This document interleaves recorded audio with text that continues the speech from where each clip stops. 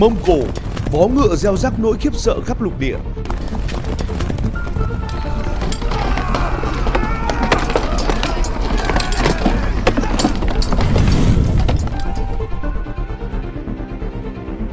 Đối đầu với bức tường giáo mác Việt Nam.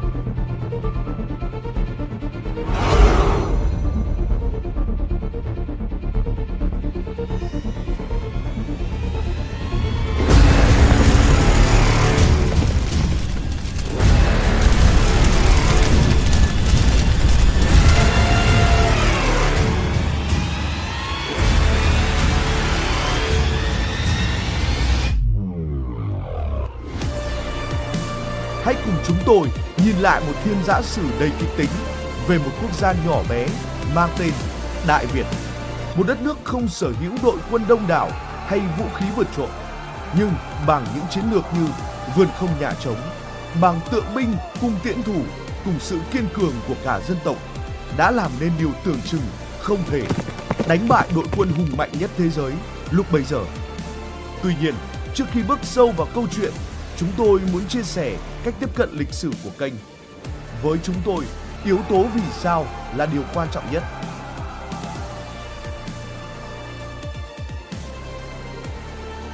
Chúng ta có thể tự tin rằng mình thuộc nằm lòng các địa danh, tên gọi, ngày tháng từng sự kiện. Nhưng chưa chắc chúng ta thật sự hiểu lý do ẩn sâu khiến cho những vĩ nhân và cả một dân tộc đi tới vinh quang hay lụi bại. Chính vì thế, chúng tôi muốn đào sâu vào những nguyên nhân ẩn phía sau các sự kiện tưởng chừng đã quá quen thuộc ấy. Đằng sau những chiến thắng lẫy lừng, những mưu đồ nơi hậu cung hay những trận so tài chiến lược trên chiến trường luôn tồn tại những động cơ, những nỗi sợ và những toan tính rất con người. Và series này chính là một trong những nỗ lực lớn nhất của chúng tôi, với câu chuyện mở đầu chính là một thiên sử thi hùng tráng đến khó tin. Từ một quốc gia nhỏ bé mang tên Đại Việt, một dân tộc đã 3 lần làm nên kỳ tích, đánh tan tham vọng xâm lược của đội quân Mông Nguyên, đế chế hùng mạnh nhất thế giới, đương thời.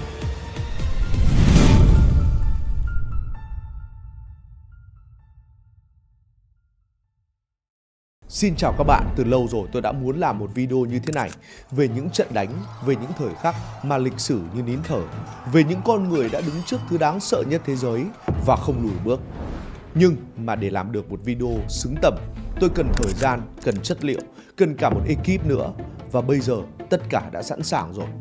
Chủ đề mà tôi và ekip chọn cho video lịch sử đầu tiên này chính là cuộc chiến chống quân Nguyên Mông lần thứ nhất năm 1257. Các bạn có nhớ câu này không? Vó ngựa Mông Cổ đi tới đâu, cỏ không mọc được tới đó. Chỉ một câu thôi là đủ để hình dung ra một đế chế đã san phẳng cả lục địa, đã khiến những vương quốc hùng mạnh nhất thời đại phải sụp đổ không một tiếng kêu.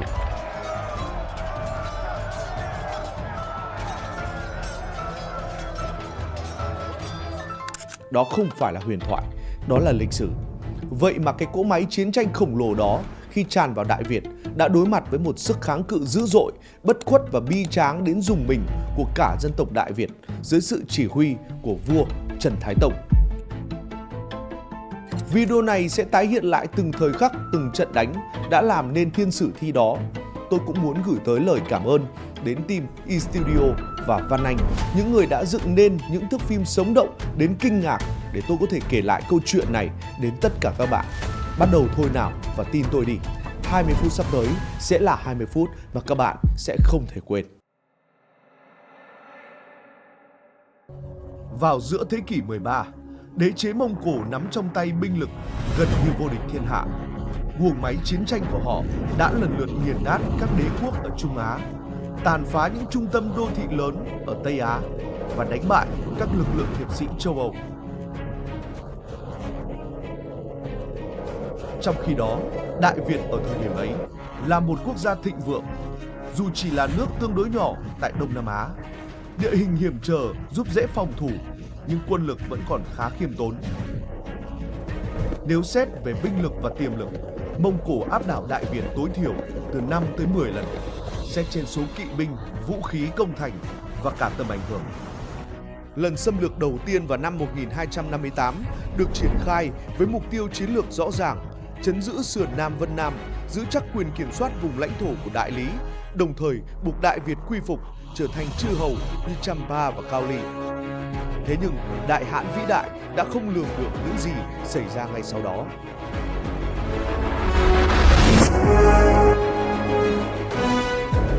Chúng đến như một cơn bão hủy diệt. Đội kỵ binh Mông Cổ đã càn quét Bắc Tống, chinh phục Đại Lý và Tây Tạng, và tiếp theo chính là Đại Việt. Dưới màn sương ẩm ướt, lạnh lẽo của ngày đầu xuân, Trần Thái Tông đứng trên đỉnh Bình Lệ Nguyên, cảm nhận làn gió miên man xuyên qua kẽ giáp, ánh mắt hướng về cánh đồng xa xăm. Nặng gánh trên vai ông lúc này là vận mệnh của cả dân tộc. Lần này, chúng ta sẽ đối đầu trực diện với chúng. Dù không phải một chiến binh bẩm sinh, nhưng định mệnh đã buộc ông phải chiến đấu với đạo quân chinh phạt mạnh nhất thời bấy giờ.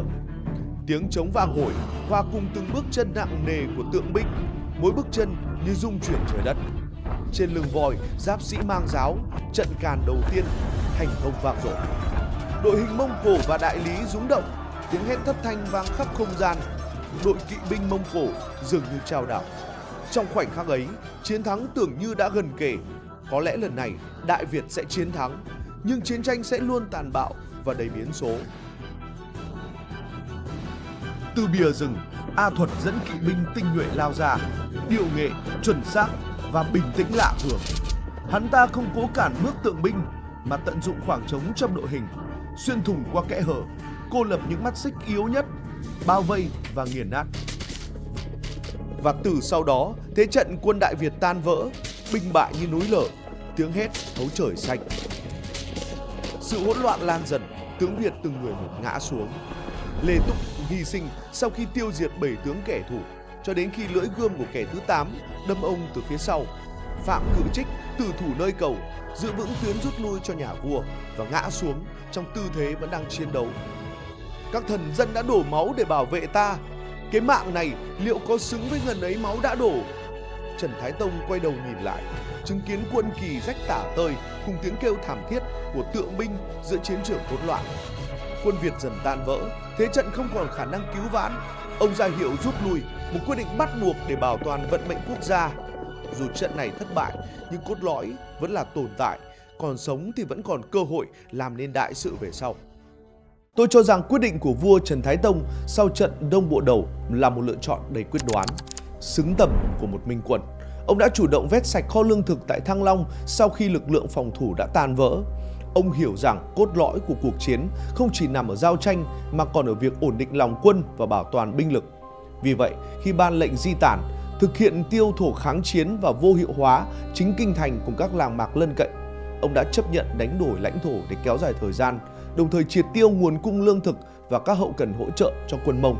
Ông ý thức rõ rằng chiến lược này sẽ gây tổn thất cho chính Đại Việt, nhưng đó vẫn là lựa chọn ít thiệt hại hơn so với việc toàn bộ binh lực và triều đình bị tiêu diệt. Dù phải thiêu rụi chính quê hương, Trần Thái Tông vẫn giữ được tinh thần kháng chiến, tạo điều kiện để các đạo quân tập trung tại Thiên Mạc và chuẩn bị phản công. Đó là một sự đánh đổi rất thực tế, thà mất đất còn hơn mất nước. A Thuật dẫn đầu đoàn quân và thốt lên: "Ta không có cảm giác đang chinh phạt, dường như chỉ là đang diễu binh." Phía sau hắn là tường thành Thăng Long đã mở toang, không hề có dấu hiệu kháng cự, một sự tĩnh lặng tuyệt đối. Hắn bật cười với vẻ khinh miệt: "Chúng đã bỏ chạy. Hóa ra đây chính là Đại Việt sao? Nơi mà các thúc bá của ta từng dặn phải chuẩn bị kỹ lưỡng trước khi điều binh ư?" Hắn đã sẵn sàng đối mặt với sự kháng cự, với một trận tử thủ cuối cùng của đối phương, giống như những gì từng diễn ra ở Đại Lý. Thế nhưng tại nơi này, đường phố lại lặng ngắt như tờ. Hắn bước đi thẳng giữa phố thị, quan sát khung cảnh xung quanh. Ngọn cờ của Đại Hãn vĩ đại vẫn dương cao trên những tháp canh đã bị bỏ hoang. Các binh sĩ reo hò, tin rằng cuộc chiến dường như đã kết thúc. Dù thoáng nở một nụ cười, A Thuật vẫn không giấu được sự hoài nghi.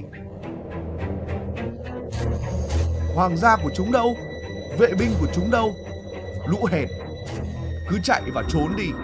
Đến khi ta tóm được, các ngươi sẽ phải cầu xin được xử trảm, chỉ để thoát khỏi sự tra tấn. Khi đêm xuống, gió rít qua từng khe cửa.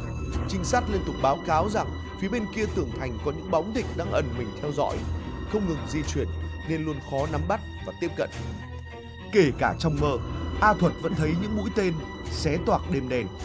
Lửa thiêu rụi bờ sông, những gương mặt không rõ hình thù phát ra những âm thanh sắc lẹm như găm vào da thịt. Hắn tỉnh dậy trước bình minh, tay nắm chặt cán kiếm. Các ngươi hãy trở lại đây, ta chờ đợi một cuộc chiến công bằng, nơi các ngươi phải đổ tới giọt máu cuối cùng. Tôi tin rằng sau khi bước chân vào Thăng Long, tướng Mông Cổ trẻ tuổi A Thuật đã cảm nhận điều gì đó bất thường. Sự tĩnh lặng đến khả nghi ở một đô thành quá trống trải. Hắn ta nghĩ ngay tới cạm bẫy của quân Đại Việt. Bản năng nghi ngờ này cho thấy hắn không chỉ có đức tính thận trọng mà còn có tư duy chiến lược hiếm thấy. Trong tương lai, A Thuật sẽ trở thành một trong các tướng huyền thoại. 10 năm sau chiến dịch Đại Việt, A Thuật có phần quan trọng trong sự sụp đổ của nhà Nam Tống, một trong các quốc gia thịnh vượng nhất châu Á. Bản năng đã thể hiện ở Thăng Long cho thấy trước tương lai có thể trở thành một vị tướng vĩ đại. Chúng ta đã đánh một canh bạc đầy rủi ro và thực tế cho thấy kẻ thù còn mạnh hơn mọi dự tính ban đầu. Đối đầu trực diện với họ chẳng khác nào tự sát, chỉ vì một quyết định sai lầm đã phải đánh đổi không ít dũng sĩ của nước nhà. Trước đó, khi sứ thần nhà Nguyên đến yêu cầu chúng ta thần phục và cho mượn đường qua lãnh thổ Đại Việt để tiến đánh Nam Tống, nếu chúng ta đồng thuận, nhà Tống ắt báo thủ, nếu chúng ta từ chối, nhà Nguyên ắt không bỏ qua. Trong triều, một thượng quan từng nhắc đến vương triều Tây Hạ hùng mạnh đã bị tiêu diệt ra sao và khuyên nên sớm quy phục Nam Tống để giữ lấy sự tồn tại. Trước tình thế khó khăn ấy, ta tìm đến thúc phụ Trần Thủ Độ, trụ cột của vương triều Trần. Ông đã đáp lại đầy quả quyết: đầu thần chưa rơi xuống đất, bệ hạ đừng lo. Dù lời nói ấy giúp trấn an phần nào, thúc phụ vẫn chủ trương tham vấn thêm ý kiến từ các hiền tài khắp thiên hạ, và rồi ngài tìm đến một người trẻ tuổi, Trần Quốc Tuấn, con trai của hoàng thân Trần Liễu, người từng có quyền kế vị ngai vàng của ta. Trong lòng ta không khỏi dấy lên chút nghi ngờ, liệu người cháu này có còn mang theo mối hận cũ? Nhưng ở thời khắc hiểm nghèo này, hơn bao giờ hết, chúng ta buộc phải đặt niềm tin và nương tựa vào nhau. Quốc Tuấn đề xuất một chiến lược táo bạo: vườn không nhà trống, quân đội càng đông thì càng tốn lương thực. Quân Mông kiếm lương thực bằng cách cướp phá, nhưng nếu không có gì để cướp, chúng sẽ chết đói. Biết là vậy, nhưng việc đốt đi đất đai nhà cửa, cơ nghiệp tổ tông, một nhà vua đâu dễ dàng chấp nhận điều này. Nên vua Trần Thái Tông đã chọn đối đầu trực diện với chúng ở Bình Lệ Nguyên. Quyết định đó đã hy sinh biết bao tráng sĩ và làm lòng ông day dứt khôn nguôi.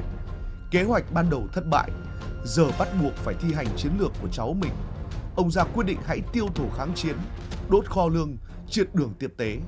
Chúng ta hy sinh làng mạc và mùa vụ năm nay, tạm thời hy sinh mái ấm, vì nếu không làm vậy, toàn bộ tương lai Đại Việt sẽ chấm dứt và quân ta sẽ không bao giờ đầu hàng.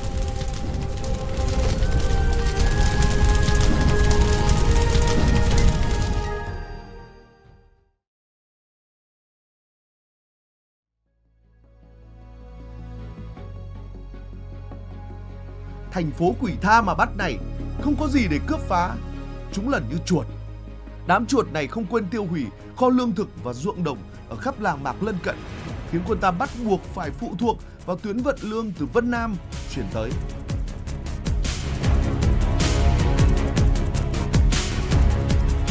Họa vô đơn chí, hết bất hạnh này lại tiếp nối bất hạnh khác. Khi đoàn vận lương của quân Mông di chuyển dọc bờ sông, đi qua làn sương mù, bất thình lình giáo mác và lao xuyên thủng màn sương. Trông tre vót nhọn trồi lên từ bùn, xuyên thủng vó ngựa quân Mông. Xe lương thảo bị tấn công và tiêu hủy ngay tại chỗ. Tại hai bờ sông, đội quân Đại Việt cổ lao ra. Họ săn chắc và đội nón rộng vành, bôi ngụy trang khắp khuôn mặt, tập kích và rút lui thần tốc trước khi quân Mông chưa kịp trấn tĩnh. Quân Mông đã cố gắng dựng tường kiên phòng thủ, đối lưng với bờ sông nhưng vô hiệu. Sự hoảng loạn lan rộng khắp hàng ngũ, tiếng hét thất thanh vang vọng khắp cánh rừng. Không dừng ở đó, quân Mông Cổ ốm sốt từ thời tiết khắc nghiệt nơi đây. Những căn bệnh lạ đã hạ gục những dũng sĩ chưa từng nếm thất bại ở chiến trường. Chúng triệu tập hội đồng tướng quân, nhưng không còn một chiến lược nào hợp lý ngoại trừ cách rút lui. Trong khắp các miền đất ta từng chinh phục, chưa bao giờ ta gặp một kẻ thù chiến đấu kiểu lần khuất và du kích như này. sẵn sàng tự hủy đất của mình để bỏ đói chúng ta. Thật hèn nhát, nhưng lần này ta chịu quả đắng. Chúng ta phải rút lui tạm thời lúc này. Chúng ta có thể tạm hiểu theo cách dễ hình dung như thế này. Quân Mông Cổ có thể coi như đã phát minh ra kiểu tác chiến cơ động rất gọn nhẹ, gần giống như đi phượt. Chúng không phụ thuộc vào một guồng hậu cần cồng kềnh. Mỗi chiến binh tự chuẩn bị tư trang, vũ khí và lương thực đủ dùng trong vài ngày, mang theo trên lưng ngựa. Nhờ vậy, chúng có thể di chuyển cực nhanh. Một buổi sáng có thể càn quét vài làng xung quanh, cướp lương thực rồi rút về trong ngày để chuẩn bị cho những trận đánh lớn tiếp theo. Chính tính cơ động này về sau cũng trở thành cảm hứng cho nhiều mô hình kỵ binh, thậm chí ảnh hưởng tới cách tổ chức của quân đội châu Âu như thời Napoleon. Nhưng ưu điểm này cũng đi kèm một hạn chế rất rõ, vì hành trang phải gọn nhẹ, chúng gần như phụ thuộc hoàn toàn vào việc cướp lương thực tại chỗ. Và nếu như vườn không nhà trống đồng nghĩa với việc không còn gì để lấy, thì nguồn tiếp tế tự nhiên bị cắt đứt. Các tướng nhà Trần đã nhìn thấu điểm này. Họ chủ động phá hủy hoặc sơ tán nguồn lương thực, biến toàn bộ lãnh thổ thành một bẫy rộng lớn. Khi nhiên liệu bị vô hiệu hóa, đội quân mạnh nhất lúc đó lại rơi vào thế bị động. Từ một đạo quân tưởng như áp đảo, chúng dần bị kéo vào thế tiêu hao, thiếu lương thực, khó tiếp tế, lại liên tục bị quấy rối và phục kích. Lúc này, chiến tranh không còn là chuyện đối đầu trực diện, ai mạnh hơn mà trở thành cuộc thi về sức bền. Và trong cuộc đua đó, bên nào duy trì hậu cần tốt hơn, bên đó sẽ trụ lại lâu hơn. Bài học rút ra khá rõ, đôi khi tốc độ và sự linh hoạt không đảm bảo chiến thắng nếu thiếu nguồn lực để duy trì nó. Nếu ta đoán đúng thì kho lương của địch đã đến lúc cạn kiệt. Nhưng điều khiến quân ta phẫn nộ là trước khi rút khỏi Thăng Long, chúng đã đốt phá kinh thành và tàn sát những người dân chưa kịp sơ tán. Tại Thiên Mạc, quân ta cùng tướng sĩ ngày ngày luyện binh, chờ đợi thời khắc phản công. Các đạo quân từ khắp nơi tụ hội, dân binh, tư binh của các gia tộc từng đối địch, nay gác lại hiềm khích, cùng xả thân vì đại nghĩa. Cùng với đó là 6 đạo cấm quân của nhà Trần. Tất cả đã sẵn sàng cho cuộc báo thù. Tại Đông Bộ Đậu, chúng ta lựa chọn thời điểm tập kích khi đối phương còn đang chủ quan. Dù Đại Việt là một tiểu quốc phải đối đầu với một đội quân từng chinh phạt khắp nơi, chính sự nhỏ bé lại ẩn chứa một lợi thế mà họ không thể nắm bắt. Chúng ta đánh vào những điểm mà địch không ngờ tới, rồi nhanh chóng rút lui trước khi chúng kịp tổ chức lại đội hình. Khi đối phương mệt mỏi, ta quay lại quấy rối, liên tục tạo áp lực, đồng thời tận dụng địa hình sông ngòi và rừng rậm để bố trí thế trận như những cái bẫy tự nhiên.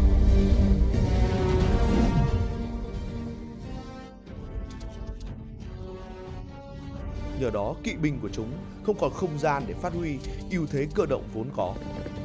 Mỗi chiến binh chiến đấu vì độc lập, vì gia đình, vì vương triều Đại Việt.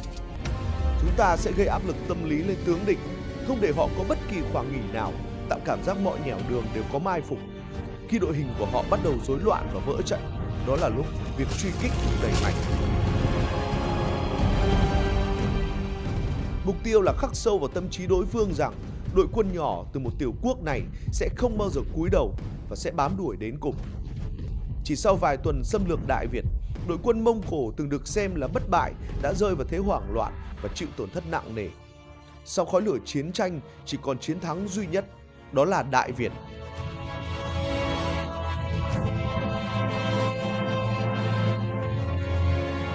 Trần Thái Tông hoàn kinh sư với tâm thế trở về là vị vua đã đánh bại cả một đế chế. Kinh đô từng bị bỏ hoang rồi có sức sống trở lại. Tường thành được gia cố, tên các liệt sĩ được khắc sâu trong tâm khảm. Đức vua biết rằng sẽ còn khói lửa binh đao, ông đã chứng kiến sức mạnh kinh khủng của địch, cảm nhận tham vọng rực lửa của Mông Kha. Trong khi Đại Việt khôi phục nguyên khí, họ vẫn không quên dè chừng phương Bắc, dè chừng một đế chế không chấp nhận bất kỳ một thất bại nào.